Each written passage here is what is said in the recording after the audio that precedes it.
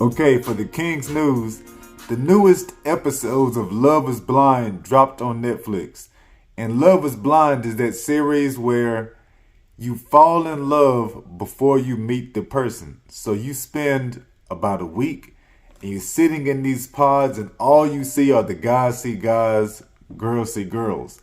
And then you sit in these little pods and you just talk to people. You cannot see them. You cannot ask how they look. You're not supposed to ask, weight, any of that type of shit. What they do, you just talk.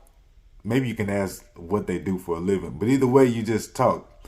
And at the end of the time period, if somebody you're talking to you feel that strongly about, you ask them to marry you. Love is Blind. Started up by Nick Lachey and his wife on Netflix. I I dig it. I dig it a whole lot. So let me tell y'all about the 5 couples on Love is Blind. Spoiler alert, if you are not up to date yet, you might want to stop this episode because I just might let something out the bag. Couple number 1, Marshall and Jackie. I started out really liking Marshall. I like how upfront he was. I like how he's like he told old boy, hey, you bullshitting. I like the way Marshall actually came out and went and actually just got Jackie. At the same time, she is not right at all. She might be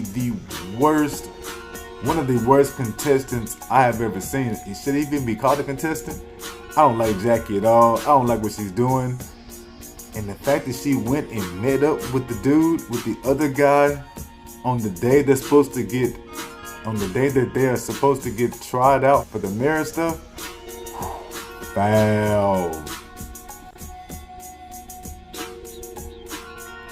Kwame and Chelsea are who I want to talk about next. I'm not really big on Kwame and Chelsea at all. I like how she is. I think she's kind of like a girl version of Marshall. She actually went out and got Kwame. Like, she's like, I don't care what you're thinking about. I want you. I like you. I'm taking you. While he does all this wavering back and forth, I'm not a fan of Kwame at all because dude should have proposed to old girl the first time before he ran his mouth and let somebody else propose to her. So now he's with Chelsea, who to me very much comes off as his backup. She just doesn't give a damn and she's still cool with it.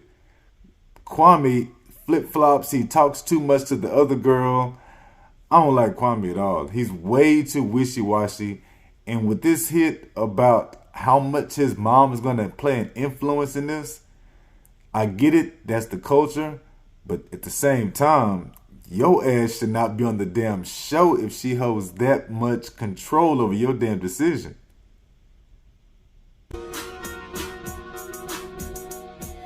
Next up is this dude, Zach and Bliss. And Bliss only comes in because Zach actually proposed to some other chick, the Irina girl. Why he proposed to Irina, I have no idea. Even in the pods, I was thinking, you gotta choose Bliss. And he chose Irina and told her she was mean. Then he gets with Irina and she is mean as hell. I mean, she is awful. So when he ends up leaving the proposal setup, the engagement setup, where they go to spend the honeymoon at, he comes back and hooks up with Bliss right away. Tells Bliss, I'm sorry, I made a mistake. I should have chosen you. I don't want to be with her. I don't like her. I should have known you the whole time. Gives her this whole story. Bliss is cool with it. She hooks up with him. She's down with it. And now they're actually playing the whole thing out together. I'm really rooting for them. I like, as goofy as Zach is, as wish-washy as he is, I like Zach. And I like Bliss quite a bit too. So I'm really pulling for these two.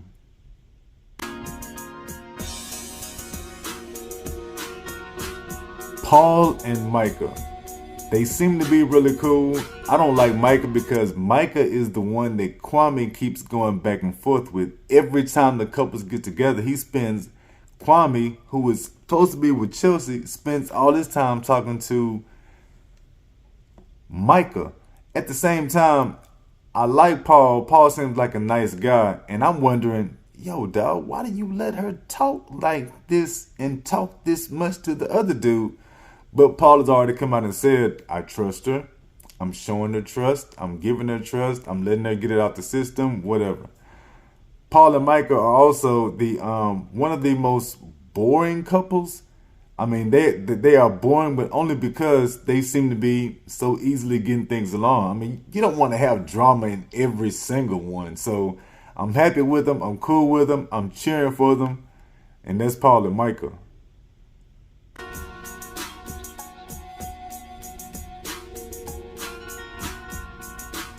Last couple, Brett and Tiffany. I'm I've been liking them since day one, since jump one. I'm super cool with Britt, especially whenever he told her, look, I know you're stressing about money and everything else. If we do this, I have no problem paying for more than half. I don't want to go 50-50 with you. I want to pay more.